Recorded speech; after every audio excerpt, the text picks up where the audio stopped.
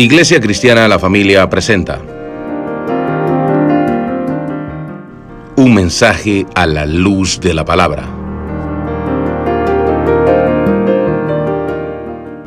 con el pastor Bernardo Ríos. A continuación.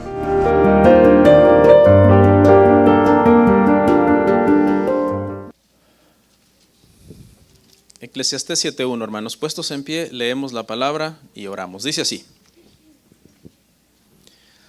mejor es la buena fama que el buen ungüento, y mejor el día de la muerte que el día del nacimiento.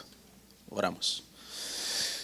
Padre, muchas gracias por tu ayuda. Te damos a ti la gloria, la honra y la alabanza. Es una bendición tan grande, Señor, poder estar en un domingo de Santa Cena acá, reunidos para cantar el Evangelio, para escuchar el Evangelio, para practicar el Evangelio, Señor. Y, Señor, muchas gracias por todo. Queremos presentarnos ante ti en este momento, pidiendo perdón por nuestras faltas, nuestros pecados, fuerzas nuevas, Señor, para seguir adelante, sabiduría para hacer tu voluntad. Gracias, Padre, por tu iglesia, por tu pueblo, cada hermano, cada hermana en este lugar. Yo voy a predicar, Señor, pero solamente tú puedes transformar las vidas. Pido tu bendición para este sermón, en el nombre de Cristo Jesús. Amén.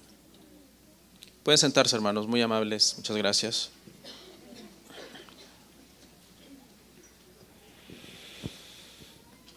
El tema esta mañana, hermanos, se titula Sabiduría, Sabiduría, Sabiduría. Es lo que en hebreo se llamaría un trisagio, una repetición de una palabra 3 veces, ¿no? Como cuando Isaías dijo santo, santo, santo. Y en la cultura hebrea, la doble repetición, cuando decía Jesús, por ejemplo, en verdad os digo, que era una doble repetición, es decir, pongan atención, pero en la cultura hebrea un trisagio, es decir, una triple repetición, como que hace un énfasis en pongan más atención. El día de hoy, hermanos, dentro de nuestra serie del libro de Eclesiastés, vamos a estar viendo este capítulo 7 completo, con la ayuda del Señor. Son varios versos, pero esperamos que el Señor nos ayude, hermanos. Es un contraste entre la sabiduría y la necedad. ¿Quién escribió este libro? Uno de los hombres más sabios que ha existido en la historia de la humanidad, el rey Salomón. Por tanto, creo que le podemos atender con atención y saber que nos está hablando de una materia que él dominaba, la sabiduría. Dios se la había dado para gobernar al pueblo y era un hombre que tenía muchísimo entendimiento cuando se ponía a analizar algo, tenía esa capacidad de análisis, de examinar las cosas, y eso es algo a lo que se dedicó en este capítulo. Bueno, en todo el libro de Eclesiastés, pero en este capítulo, especialmente hablando de la sabiduría que se necesita para vivir. Se necesita ser sabios en esta vida, hermanos. Y hoy vamos a ver 3 razones por qué necesitamos ser sabios en esta vida. El hombre necesita muchas cosas para vivir. Necesitamos tener comida para vivir. Necesitamos tener un lugar donde vivir, donde poder resguardarnos de los elementos, más en el invierno. Necesitamos ropa, por lo menos lo más básico para cubrirnos. Necesitamos una familia en medio de la cual nosotros poder subsistir en medio de esta sociedad. En fin, necesitamos varias cosas, pero también necesitamos sabiduría. Sabiduría en la Biblia, hermanos, no se refiere tanto a saber mucho, porque cuando escuchamos la palabra sabiduría generalmente le asociamos con saber mucho, ser una enciclopedia andante. Y gloria a Dios por las personas que saben mucho y que están preparados y que saben mucho y pueden hablar de cualquier cosa y saben. Gloria a Dios por eso. Tiene su lugar también dentro de la sociedad. Pero aquí, hermanos, cuando hablamos de sabiduría, cuando Salomón habla de sabiduría en Eclesiastés o en los Proverbios, que es un libro también de él, no se refiere a saber mucho, sino se refiere a vivir bien delante de Dios. Es decir, se refiere a una inteligencia espiritual que nos lleva como resultado a la integridad, a ser íntegros delante de Dios. Entonces, delante de Dios es más sabio un campesino que cuando se le presenta la oportunidad de comer adulterio huye, que un trabajador de la NASA que cuando se le presenta la oportunidad de cometer adulterio, comete adulterio. Porque eso es sabiduría en la Biblia. Sabiduría es sabiduría para vivir bien delante de Dios. ¿Ok? Y eso es a lo que nos referimos el día de hoy. Este va a ser nuestro bosquejo, hermanos. 3 puntos. Primero, sabiduría en la prosperidad y en la adversidad. Eclesiastés 7 del 1 al 14. Segundo, sabiduría en la justicia y en la injusticia. Eclesiastés 7 del 15 al 24. Y por último, sabiduría para entender la maldad humana. Eclesiastés 7 del 25 al 29. Vamos al punto 1 entonces. Sabiduría en la prosperidad y en la adversidad. Lea conmigo. Eclesiastés 7, 1 al 14. Dice así, mejor es la buena fama que el buen ungüento, y mejor el día de la muerte que el día del nacimiento. Mejor es ir a la casa del luto que a la casa del banquete, porque aquello es el fin de todos los hombres. Y el que vive lo pondrá en su corazón. Mejor es el pesar que la risa, porque con la tristeza del rostro se enmendará el corazón. El corazón de los sabios está en la casa del luto, mas el corazón de los insensatos en la casa en que haya alegría. Mejor es oír la reprensión del sabio que la canción de los necios, porque la risa del necio es como el estrépito de los espinos debajo de la olla. Y también esto es vanidad. Ciertamente la opresión hace entontecer al sabio, y las dádivas corrompen el corazón. Mejor es el fin del negocio que su principio. Mejor es el sufrido de espíritu que el altivo de espíritu. No te apresures en tu espíritu a enojarte, porque el enojo reposa en el seno de los necios. Nunca digas, ¿cuál es la causa de que los tiempos fueron mejores que estos? ¿De que los tiempos pasados fueron mejores que estos? Porque nunca de esto preguntarás con sabiduría. Buena es la ciencia con herencia y provechosa para los que ven el sol. Porque escudo es la ciencia y escudo es el dinero, mas la sabiduría excede en que da vida a sus poseedores. Mira la obra de Dios, porque ¿quién podrá enderezar lo que él torció? En el día del bien goza del bien, y en el día de la adversidad considera. Dios hizo tanto lo uno como lo otro, a fin de que el hombre nada halle después de él. Bueno, vamos a explicar entonces esta parte, hermanos. Acuérdese, cuando estemos viendo una sección, tenga en mente el encabezado de la sección, porque es en base al encabezado de esa sección que estamos interpretando esa sección. Y nuestro encabezado se llama Sabiduría en la prosperidad y la adversidad. Y prácticamente está basado en la última parte de la sección donde dice, en el día del bien goza del bien, ¿ok? Y en el día de la adversidad considera. Es decir, nos está haciendo un llamado a tener sabiduría en las buenas y sabiduría en las malas. Por eso el punto se llama así, sabiduría en la prosperidad o en la adversidad. El primer punto dice, mejor es la buena fama que el buen ungüento. En este capítulo, hermano, encontramos 8 veces la palabra mejor entre el verso 1 y el verso 10. Si usted las quiere marcar ahí con un highlighter del verso 1 al verso 10, va usted a encontrar 8 veces la palabra mejor. La palabra hebrea es tov y se refiere a algo que es bueno y que vale más cuando se compara con otra cosa. Y eso es lo que va a estar haciendo aquí entonces Salomón, diciendo esto es mejor que esto y esto es mejor que esto otro, haciendo entonces ese contraste. entre lo que es mejor. La primera parte dice que es mejor la buena fama que el buen ungüento. Otra forma de traducirlo sería, es mejor tener un buen nombre, es mejor tener una buena reputación que ponerse los mejores perfumes, porque ahí ungüento, hermano, se refiere a perfume. Un ungüento era un perfume, era algo muy caro en la antigüedad. Las personas, hermano, que se ponían perfumes caros, pues obviamente olían muy bien. Pero Salomón dice, hermano, que dejaba mejor aroma aquella persona que sin necesariamente ponerse los mejores perfumes tenía una buena reputación. Es decir, cuando dice es mejor tener buena fama o tener mejor un buen nombre o tener mejor una buena reputación, se refiere a que esta persona ha vivido una vida a lo largo de los años de vida que Dios le haya concedido con tal sabiduría que esta persona entonces tiene como esa buena fama, como ese buen nombre.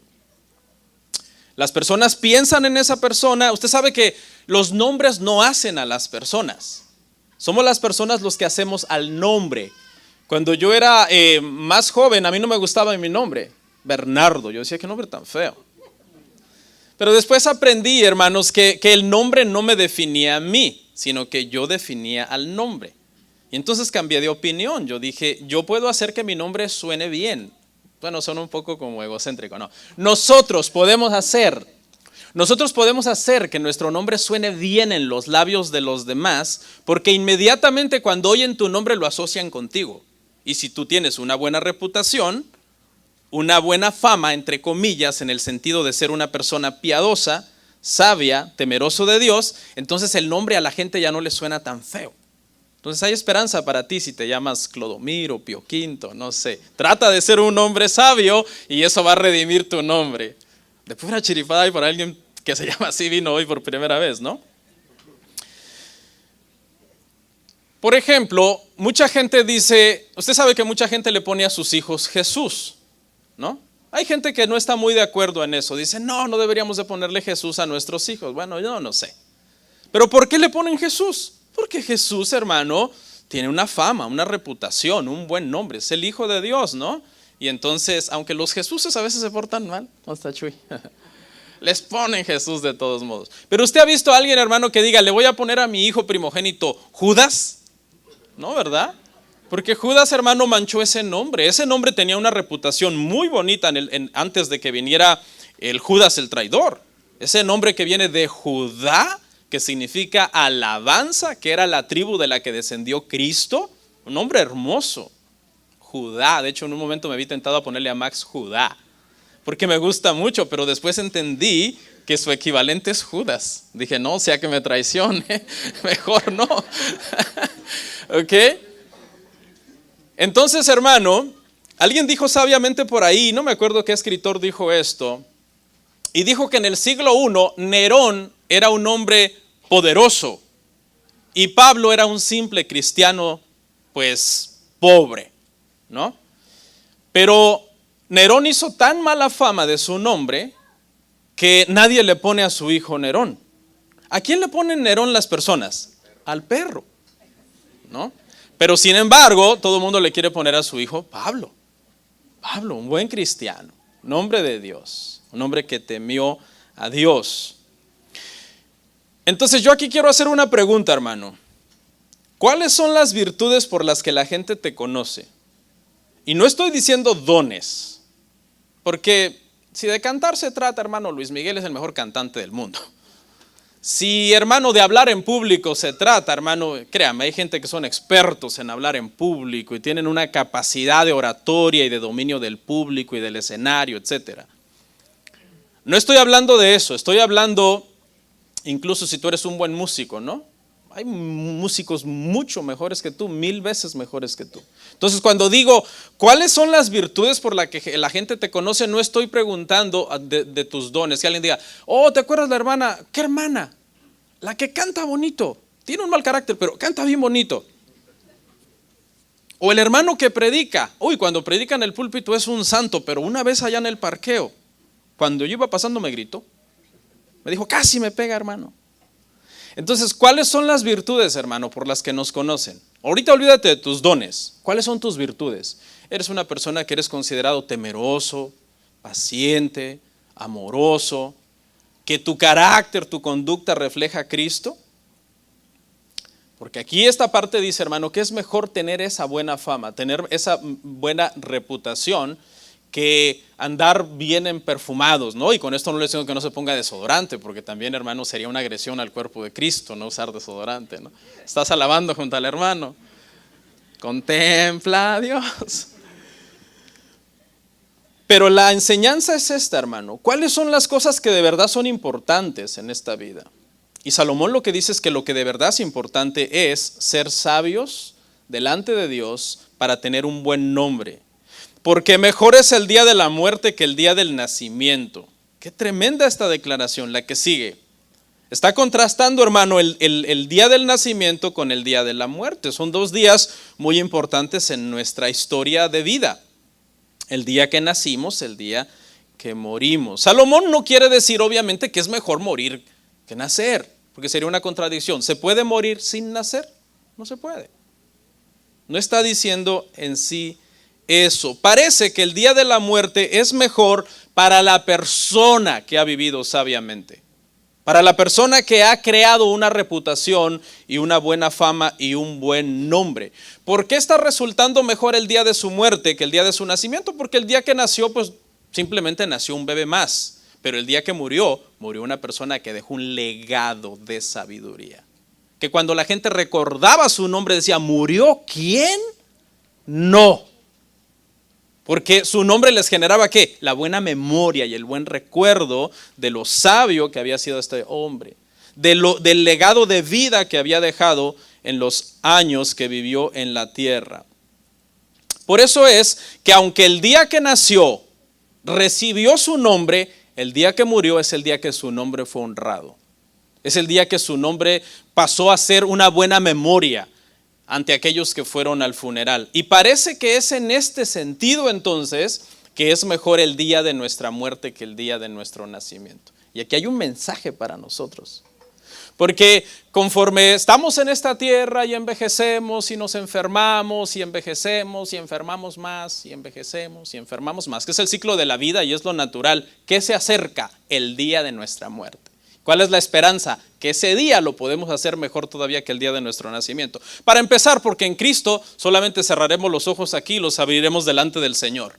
Pero en segundo lugar también, si lo vemos desde el punto de vista terrenal, ¿por qué se pudiera hacer el día en que personas vengan, hermano, al funeral y reconozcan y digan, se murió el hermano tal? Qué amor se sentía cuando ese hermano te abrazaba, cuando te saludaba en la puerta. Su sonrisa, aunque a veces estaba pasando por problemas, crisis, ese hermano nos amaba. Siempre y cuando, hermano, pues cuando vamos al funeral y vamos a hacer un elogio, alguien sea sincero, ¿verdad? ¿Por qué, hermano, tienes que esperarte a que alguien se muera para poder reconocer sus virtudes? Alguien dijo, si quieres saber todo lo que la gente te ama, muérete. Porque entonces van a ir al funeral y van a empezar a decir, ese hermano, esa hermana, yo le quería mucho. ¿Por qué esperar, hermano, a que alguien se muera para decir que era una buena persona? Si una persona muere con un buen nombre, su memoria será honrada. En ese sentido, entonces, es que el día de su muerte es mejor que el día de su nacimiento. Su vida ha terminado, pero su reputación ha comenzado en un sentido. Y luego la frase que sigue, es mejor ir a la casa del luto que a la casa del banquete, porque aquello es el fin de la vida del hombre y el que ve lo pondrá en su corazón. En nuestra humanidad, hermanos, siempre vamos a preferir ir a visitar a un recién nacido que a un recién fallecido, porque nos gusta lo fácil. Como seres humanos nos gusta lo fácil, lo entretenido, lo divertido, lo bonito. Lo feo no nos gusta. Pero parece que Salomón dice que es mejor estar en la casa del luto que en la casa del banquete, porque resulta que estar en la casa donde hay luto exige sabiduría, nos exige hacer introspección, nos exige análisis, discernir los tiempos. Lo bueno simplemente se disfruta. Llegas a una fiesta, te sientas y disfrutas, pero un funeral no. Llegas a un funeral, te sientas y meditas. te pones a pensar.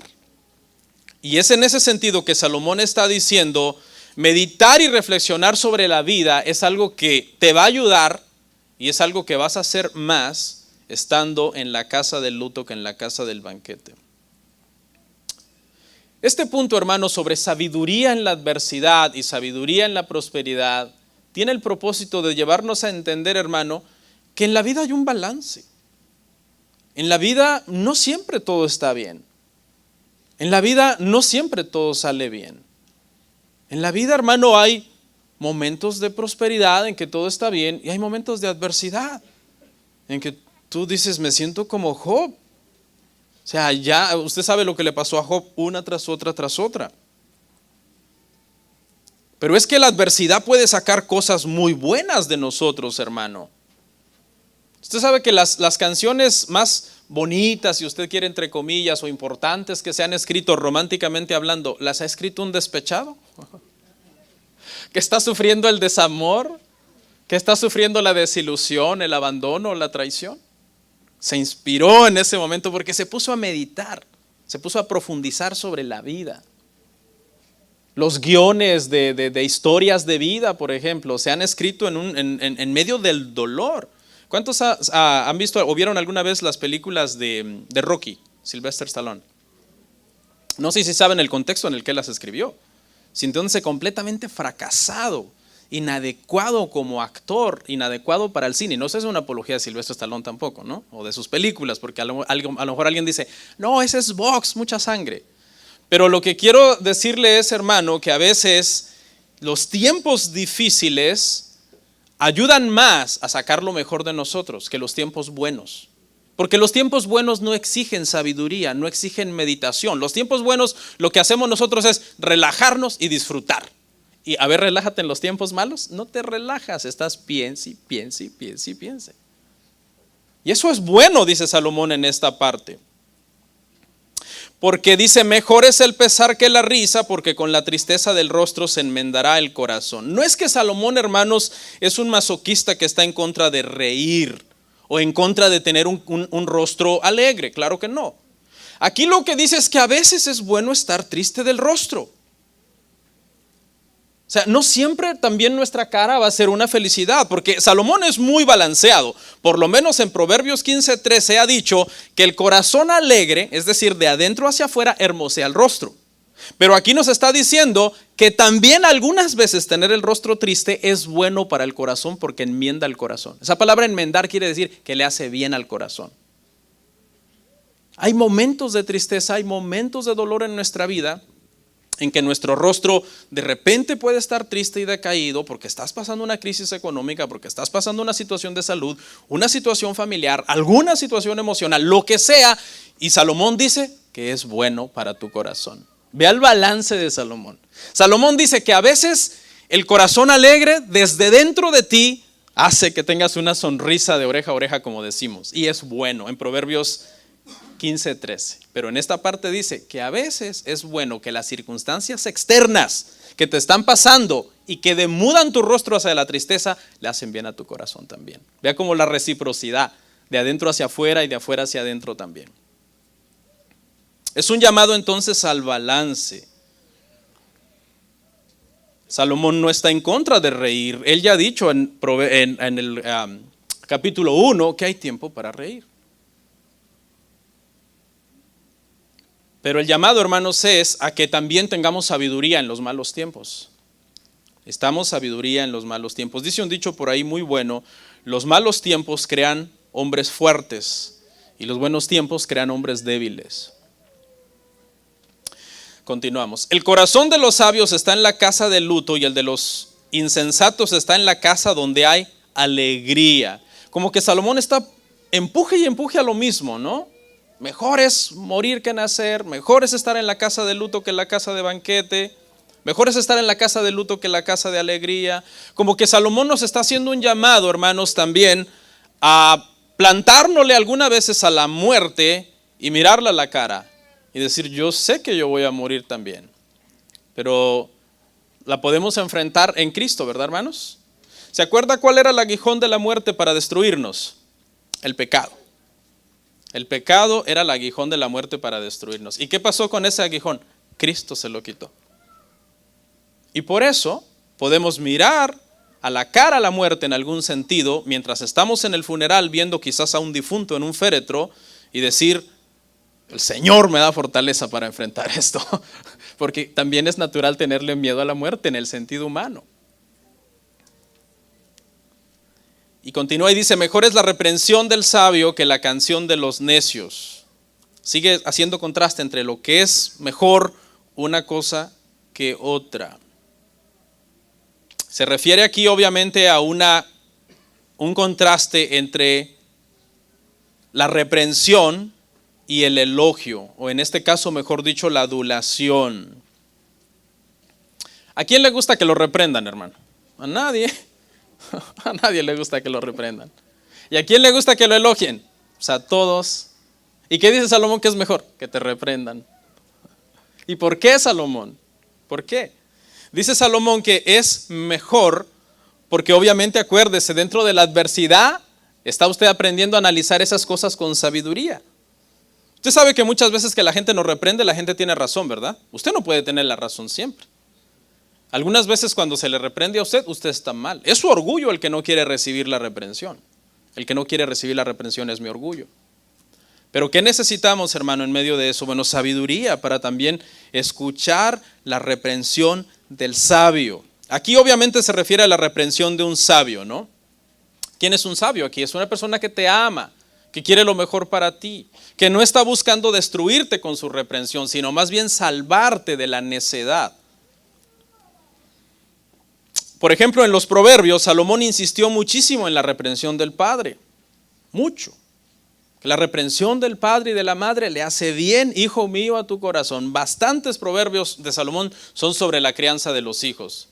Yo pienso que Salomón decía esto por experiencia, porque usted sabe quién era su padre. Su padre era David. Y David no era perfecto. Ya vamos a hablar de David que no era perfecto, pero David era sabio. Porque David era un hombre conforme al corazón del Señor. Y Salomón era sabio, es cierto, pero usted imagínese a Salomón y David hablando juntos, hermano. Unos argumentos de sabiduría y back and forth, como se dice, ¿no? ¿Por qué? Porque David era su padre y David lo estaba aconsejando. Y aquí hay una enseñanza para nosotros, hermano, de cómo, para los jóvenes especialmente, es bueno escuchar la reprensión del padre, la reprensión de la madre, que es el consejo que busca ayudarnos a escapar de la necedad. Porque dice, hermano, que la canción de los necios lo compara ahí como a espinas ardientes abajo de una fogata. Las espinas, hermano, ardientes en una fogata no sirven para nada. Si usted no es de pueblo, yo le informo, las espinas no sirven para nada, se queman así. Las metes al fuego, truenan, hacen una tronadera cuando metes espinas en el fuego, es lo que dice aquí. Pero no sirven ni para calentarte ni para cocinar. En 2 minutos se acabó el fuego. Y con eso está comparando al elogio, ¿no? A la canción de los necios, la adulación de los necios. Prácticamente está diciendo aquí que no sirve para nada, mientras que la reprensión del sabio, de los maestros en las congregaciones, de los predicadores en las congregaciones, del padre, del maestro sabio en la escuela, del mentor sabio en la vida, eso te hará bien. Las dádivas, dice, en el mismo sentido de los elogios, que son adulaciones, que no son sinceros, corrompen el corazón. Está en ese mismo sentido y debemos entonces aprender a disfrutar tanto lo bueno como lo malo. Ver en sabiduría ambas cosas. Tanto la adulación no sirve para nada, como las dádivas o los regalos que buscan un interés de sobornar, por ejemplo, no sirven para nada tampoco. ¿Está malo dar elogios? No, porque la Biblia dice al que honra, honra. ¿Pero qué está mal? Las malas intenciones. Cuando el elogio se vuelve la canción del necio. ¿Y cuál es la canción del necio? Es un interés, la lisonja, la adulación busca un interés personal. Es decir, yo te voy a decir este elogio para ver qué obtengo de ti. O yo te voy a dar este regalo para ver qué obtengo de ti. Dar regalos no es malo, sino que es la dádiva que busca corromper el corazón la que es mala. El elogio y el regalo que busca sobornar, que busca obtener un bien de la persona. No usemos entonces los regalos, ¿verdad?, para ganarnos a alguien, o los elogios. Demos los elogios y los regalos simple y sencillamente porque amamos a la persona y no estamos buscando ningún interés personal. Mejor es el fin del negocio, que es su principio, y el sufrido de espíritu que el altivo. Esta es una frase un poco difícil, la verdad, de interpretar. Creo yo que la interpretación más correcta aquí de este pasaje, hermanos, es: cuando alguien emprende una buena labor, está haciendo un buen proyecto, una buena empresa, un buen negocio, y pues no es fácil, su principio es muy difícil. Pero el llamado aquí entonces es a tener sabiduría en los pequeños principios de las cosas que uno hace. Tener sabiduría, paciencia. Si Dios me dijo que yo haga esto, o Dios puso en mí hacer esto y es noble, voy a esperar, voy a tener paciencia. Estoy leyendo un libro de David Wilkerson, un pastor que ya falleció, y el Señor puso en su corazón hacer una casa hogar para pandilleros en Nueva York en los años 60. Muy bonita la historia. Y mientras componía yo este sermón dije, wow, esto se parece a lo que hizo David Wilkerson, porque fue muy difícil poder lograr esa meta, pero el Señor le proveía tanto recursos financieros como recursos humanos, gente que se sumó al proyecto, y aunque el principio fue muy difícil, su final fue muy bueno, ¿no? El Señor lo usó grandemente. Cuando alguien pone un negocio y rápido prospera y le va bien y todo se abre, ¿se requiere sabiduría para eso? No. Pero cuando alguien pone un negocio y le va mal, se requiere sabiduría. Se requiere esperar con paciencia en el Señor. Esto trae a nuestra mente, por ejemplo, el proceso que pasó José en Egipto. ¿Cómo empezó su vida José en Egipto? Como un esclavo. ¿Y cómo sirvió como esclavo? Con contentamiento en su corazón, con sabiduría. Y luego, ¿qué pasó después de la esclavitud? ¿Qué siguió? La cárcel. ¿Y con qué actitud sufrió en la cárcel? Pues con contentamiento, sirviéndole a los que estaban ahí. Y luego, ¿cómo acabó José? Siendo el segundo solamente después del faraón. Empezó como esclavo y terminó como un soberano. ¿Y qué requirió en todo ese proceso? Sabiduría, paciencia. Los principios muchas veces son duros, pero el final puede ser muy bueno cuando Dios está con nosotros. No piensen que los tiempos pasados, siga leyendo ahí conmigo, fueron mejores que estos tiempos, porque nunca de esto preguntarás con sabiduría. Hay una tendencia en nosotros mucho a tener como esa nostalgia y reminiscencia por el pasado, ¿verdad? Hay una tendencia, ¿no? Principalmente uno recuerda como esos años de tu juventud. Por ejemplo, aquí alguien diría, ay, cómo extraño los años 2000. Alguien más joven, cómo extraño los 2010, ¿no? O alguien más viejo, cómo extraño los 90s, o los 80s, o los 70s.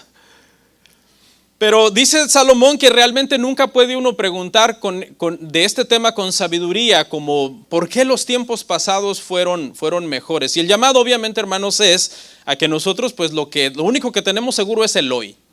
Ayer ya pasó, no lo podemos cambiar. Mañana no ha llegado, no lo podemos predecir. Tenemos hoy, disfrutemos hoy, amemos a Dios hoy. Hagamos las cosas hoy que tenemos que hacer. ¿Es esto un llamado a la negligencia? ¿No aprender del pasado? No, hay que aprender del pasado. Hay que aprender de la experiencia. El pasado nos debe dejar sabiduría. ¿Es un llamado a la negligencia para no planear para el futuro? Claro que no. Debemos nosotros buscar, hermano, prepararnos, ¿verdad?, para el futuro. No deberíamos de estar deprimidos por el pasado ni ansiosos por el futuro, pero haciendo las cosas que tenemos que hacer hoy para el Señor.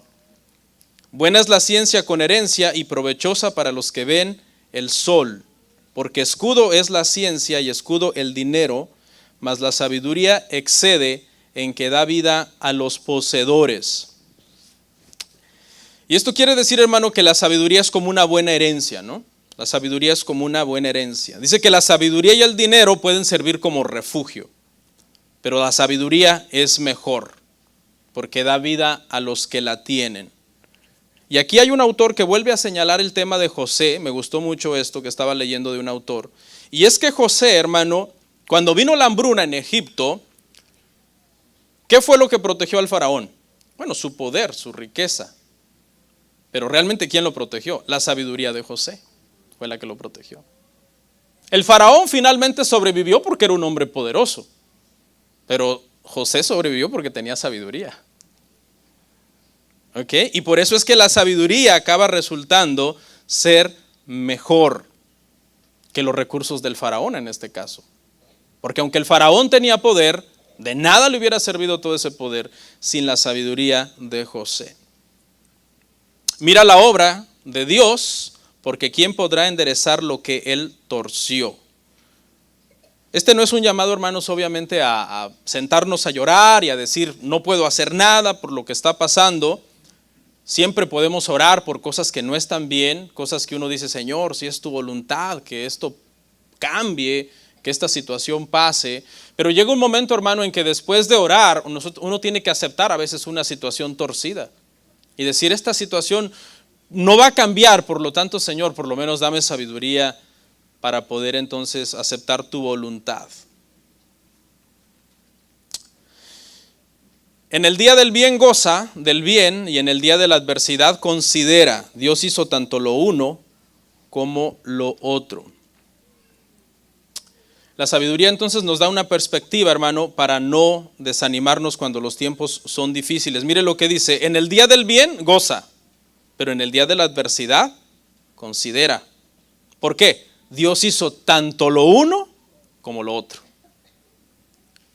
Dios permite tiempos de abundancia, tiempos de salud, tiempos de prosperidad en nuestra vida. Dios permite también tiempos de prueba, tiempos de dificultad. Es una especie, hermano, como de balance que Dios nos da. Nos da varias bendiciones como para estar contentos y tranquilos y felices, y también nos da los suficientes problemas como para sentarnos a meditar, crecer en sabiduría, en paciencia, en amor. Es como una especie, hermano, de bendición en tus manos para que te alegres y goces y disfrutes, y carga en tu espalda para que medites, para que consideres, para que reflexiones sobre lo que verdaderamente vale e importa en esta vida. Si todo fuera bendiciones, hermanos, si todo fuera miel sobre hojuelas en nuestra vida cristiana, no creceríamos espiritualmente. Es en medio de las pruebas que el Señor, hermano, va moldeando nuestro carácter, depurándonos, quitando la escoria de nuestra vida y haciéndonos más a la imagen de su Hijo. A fin de que el hombre nada halle después de él. La última frase de esa parte. ¿Ok? O sea, primero te dice que Dios te da tiempos buenos y tiempos malos. Y luego te dice por qué. Y la razón que da aquí es para que el hombre nada halle después de él. Es decir, más allá de Dios no encuentres realmente más, sino que tú digas, bueno, yo puedo confiar en Dios, caminar por fe, descansar en Dios. No entiendo todo lo que está pasando en mi vida, pero sé que Dios es soberano y está en control. Punto 2, hermanos. Sabiduría en la justicia y la injusticia. Leamos del verso 15 al 24. Todo esto he visto en los días de mi vanidad. Justo hay que perece por su justicia y hay impío que por su maldad alarga sus días. No seas demasiado justo ni seas sabio con exceso. ¿Por qué habrás de destruirte? No hagas mucho mal ni seas insensato. ¿Por qué habrás de morir antes de tiempo? Bueno es que tomes esto y también de aquello no apartes tu mano. Porque aquel que a Dios teme saldrá bien en todo. La sabiduría fortalece al sabio más que 10 poderosos que haya en una ciudad. Ciertamente no hay hombre justo en la tierra que haga el bien y nunca peque. Tampoco apliques tu corazón a todas las cosas que se hablan, para que no oigas a tu siervo cuando dice mal de ti. Porque tu corazón sabe que tú también dijiste mal de otros muchas veces. Todas estas cosas probé con sabiduría diciendo, seré sabio, pero la sabiduría se alejó de mí. Lejos está lo que fue y lo muy profundo, ¿quién lo hallará? Bueno, Salomón ya estuvo diciendo, hermanos, que la sabiduría se requiere para la prosperidad, también se requiere para la adversidad. Que crecemos más en sabiduría, de hecho, en la adversidad. ¿Ok? Y ahora pasa al tema de ser sabios también cuando, hermano, pues a los justos les va mal y a los impíos les va bien. Para entender eso se necesita sabiduría. Si hay algo para lo que necesitamos sabiduría es, hermano, para entender cuando alguien está sufriendo y que desde nuestro punto de vista no debería de estar sufriendo. Porque es un buen cristiano, porque Dios le ha prometido muchas cosas en su palabra. Y se requiere mucha sabiduría para eso. Mucha gente generalmente reniega y dice, no, Dios no es justo. Porque yo he visto que los justos les va mal y los impíos prosperan. Dice Salomón que para entender esto se necesita sabiduría también. Justo hay que perece por su justicia y hay impío que por su maldad alarga sus días. Fíjese lo que pareciera una contradicción, ¿no? Porque ¿a quién le prometió largura de días el Señor? A sus hijos, a los cristianos. Y no, a veces desde nuestra perspectiva pareciera que el malo vive más que el bueno. Y más saludable y más rico. Y le va mejor. Se requiere mucha madurez para comprender las aparentes injusticias de la vida, hermano. Se requiere mucha fe para decir, Señor, en este momento no entiendo qué está pasando, Señor, pero descanso en ti. Tú sabes lo que estás haciendo en este momento. ¿Sabe a quién le pasó esto? Ya lo sabe, ¿no? Asaf. Asaf estaba con ese dilema. Estaba luchando. Porque veía desde su perspectiva que a los malos les iba bien y a los justos les iba mal. Y me encantó cómo lo puso en el Salmo 73, porque dice, hasta que entrando en tu santuario, entendí el fin de ellos. Dice, entendí, Salmo 73, verso 17 al 25, dice Asaf. Asaf estuvo en una lucha tratando de entender esto y entró al santuario y entrando al santuario llegó a la siguiente conclusión. Dice, entendí el fin de ellos, que su fin es el terror. Y luego entendí el bien mío y entendí que a mí lo que me espera es la gloria. A mí lo que me espera es que no tengo a nadie más en los cielos sino a ti y en la tierra nada deseo. Hasta ahí lo comprendió.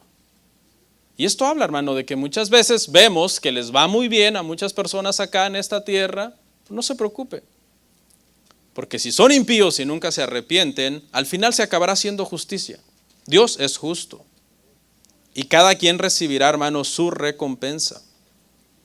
No seas demasiado justo ni seas sabio con exceso, porque habrás de destruirte. No hagas mucho mal ni seas insensato. ¿Por qué habrás de morir antes de tu tiempo? No es una licencia para pecar, ¿no? Alguien diría, es que la Biblia dice que no hay que ser tan justo, así que por aquí me he hecho una pequeña injusticia.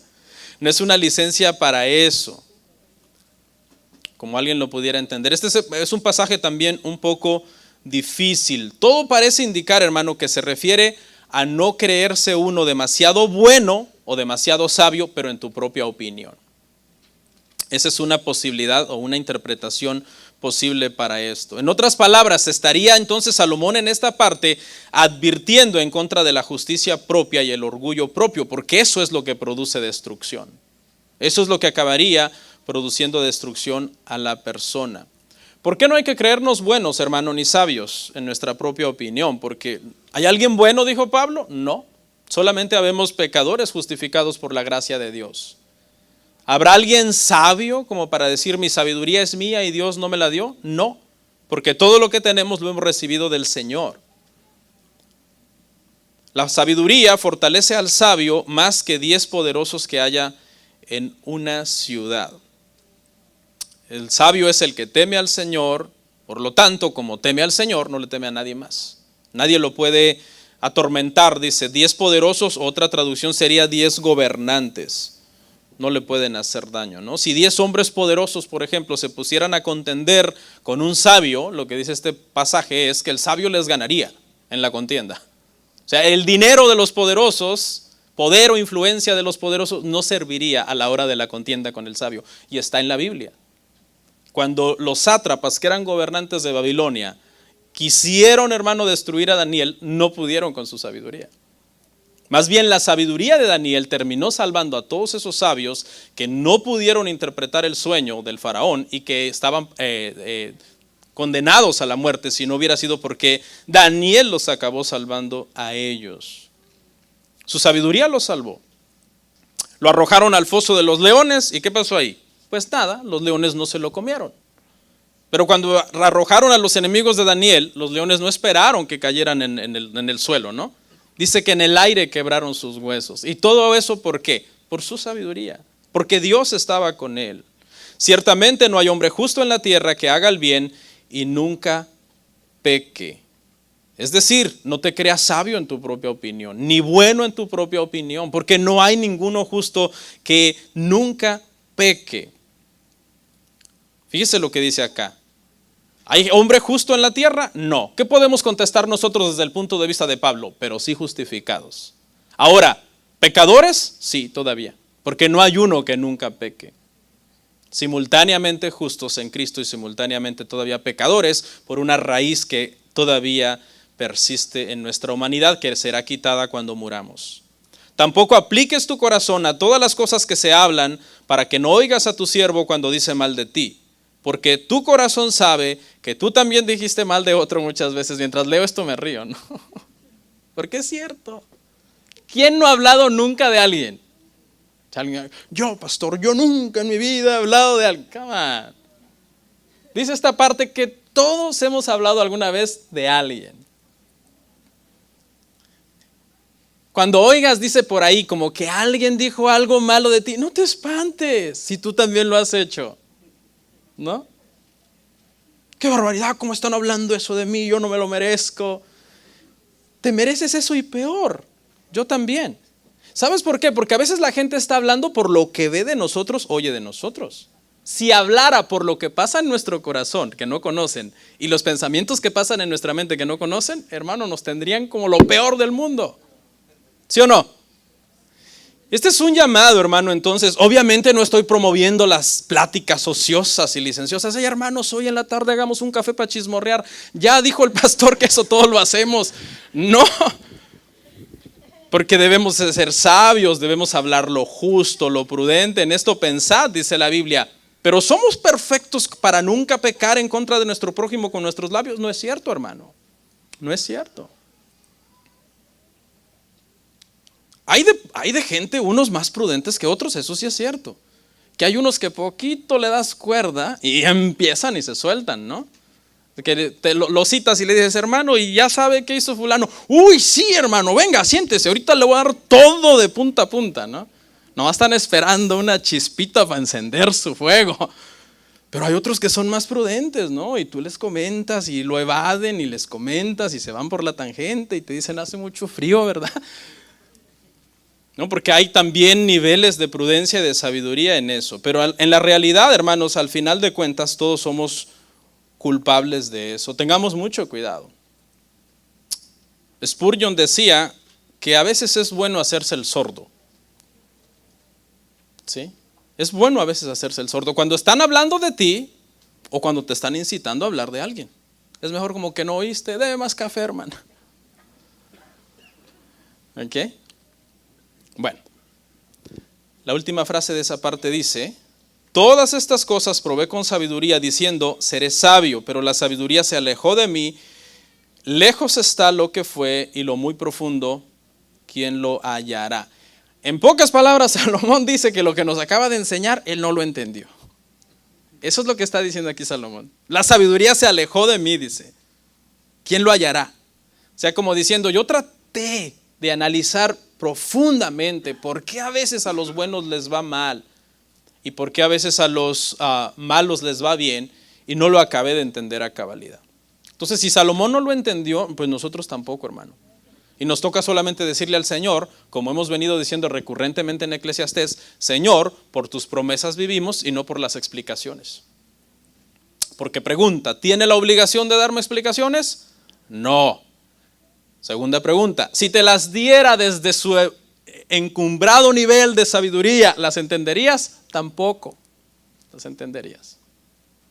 Y por último, sabiduría para entender la maldad humana. Con eso vamos a terminar. Verso 25 al 29. Me volví y fijé mi corazón para saber y examinar e inquirir la sabiduría y la razón, para conocer la maldad de la insensatez y el desvarío del error. Y he hallado más amarga que la muerte a la mujer cuyo corazón es lazos y redes y sus manos ligaduras. El que agrada a Dios escapará de ella, mas el pecador quedará en ella preso. He aquí que esto he hallado, dice el predicador, pesando las cosas una por una para hallar la razón. Lo que aún busca mi alma y no lo encuentra. Un hombre entre 1000 he hallado, pero mujer entre todas estas nunca hallé. He aquí solamente esto he hallado, que Dios hizo al hombre recto, pero ellos buscaron muchas perversiones. Y en este último punto, hermano, se necesita entonces sabiduría para entender la maldad humana. Porque si o no que a veces hemos visto a gente hacer locuras que tú dices, ¿a qué horas hizo esto este hermano? Y es que hay una maldad humana, hay una raíz en el corazón, hermano, que a veces solamente porque Dios en su misericordia, hermano, en su gracia restringe el pecado en esta tierra, hermano. El pecado en esta tierra está restringido por la gracia de Dios. Si Dios quitara, hermano, ese amor común por la humanidad y todo, caeríamos, hermano, Sodoma y Gomorra se quedaría corto, hermano, con el mundo. Pero la maldad está restringida por Dios. De alguna forma sus mandamientos están ahí y prometen castigo al que los quebrante. Hay amenazas contra quebrantarlos. Está el gobierno también instituido por Dios para frenar la maldad humana. Pero si no hubiera, hermano, esos frenos, la ley de Dios y la ley del hombre, ¿qué sería de nosotros, hermano? Que no estuviera prohibido robar, ni fuera ilegal matar o violar o secuestrar o mutilar y todo eso. Eso haría, hermano, que los corazones de gente que son enfermos, psicópatas, hermanos, cayeran en un desenfreno tal, que sería una anarquía total este mundo, hermano. Cuesta entender, hermano, la maldad humana, incluso a veces de los cristianos. Yo a veces no entiendo por qué David hizo todo lo que hizo. Yo a veces digo, ¿cómo? ¿Por qué David hizo todo esto? Quitarle a Betsabé al pobre de Urías Eteo y aparte mandarlo a matar. Nos cuesta. Me volví y fijé mi corazón para examinar la maldad, la insensatez, el desvarío y el error. Y he hallado, más amargo que la muerte, la mujer cuyo corazón es lazo y redes. Aquí Salomón va a señalar que toda la humanidad es pecadora, ha inventado muchas perversiones, muchas maquinaciones para seguir en el pecado y empieza por las mujeres, ¿no? Toda la humanidad es pecadora, pero en su experiencia él empieza por las mujeres. Y comienza a señalar entonces en esta parte a una mujer que aparentemente es como una mujer que se dedica a destruir a los hombres. Podría ser una ramera, de hecho, porque generalmente estas expresiones como la mujer cuyo paladar es blando y que suaviza sus palabras, etcétera, por lo general Salomón la usa para referirse a las rameras, ¿no? No es que el hombre sea mejor, voy a explicar esta parte. Un hombre entre 1000 he hallado, pero mujer entre todas nunca hallé. Salomón no está diciendo, son más pecadoras las mujeres que los hombres. No, él no está diciendo eso. Porque Dios hizo al hombre recto, dice al final. ¿Quién era ese? Adán, de donde descienden todos los seres humanos. Pero el hombre se volvió a las perversiones. Tanto el hombre y la mujer son pecadores. Pero en la experiencia de Salomón, desde su experiencia, había encontrado mujeres actuando más neciamente que los hombres. Por eso él hace esa comparación. De 1000 hombres por lo menos encontré un sabio y de 1000 mujeres no encontré ninguna, está diciendo. Pero es la experiencia de él, ¿ok? Aclaramos eso. ¿No será que también fue su culpa? Porque Salomón era un mujeriego, era un promiscuo, seamos honestos. Se casaba con las hijas de los reyes paganos, que acabaron volviéndolo a la idolatría de los dioses de esos pueblos. No podemos utilizar esto para decir, no, es que Salomón dijo que las mujeres son más malas que los hombres, no. Porque en sí es una generalidad de una cosa que le pasó a él. ¿Habló bien Salomón de las mujeres? Claro que sí. En Proverbios 14:1 las llama sabias, en Proverbios 31 las llama virtuosas. Pero en su experiencia de él también, al tratar con muchas mujeres, encontró mucha necedad. Esto he hallado, la parte final, que Dios hizo al hombre recto, pero ellos buscaron muchas perversiones. Y esta palabra, hermano, que buscaron muchas perversiones, quiere decir que el hombre toma mucho tiempo para sentarse a maquinar una nueva forma de pecar. Como decir, ¿cómo podemos hacer para torcer esto? ¿No? Como para hacer de esto algo que se vuelve una práctica pecaminosa. Por ejemplo, cuando se empezaron a inventar las cámaras fotográficas o las cámaras de video, el que las inventó y inventó los lentes y todo ese proceso, lo inventó, ¿no? Pero un día un hombre dijo, ¿y ¿y si agarramos una de estas y grabamos a una pareja teniendo relaciones y luego vendemos esos videos? ¿Sí me entiende? Es lo que quiere decir esta parte. El hombre comenzó a maquinar como perversiones, iniquidad. Cómo hacer algo que acabe haciendo algo que de hecho pudiera haber tenido hasta una intención buena, al final volviéndola en una intención mala y torcida y corrompida.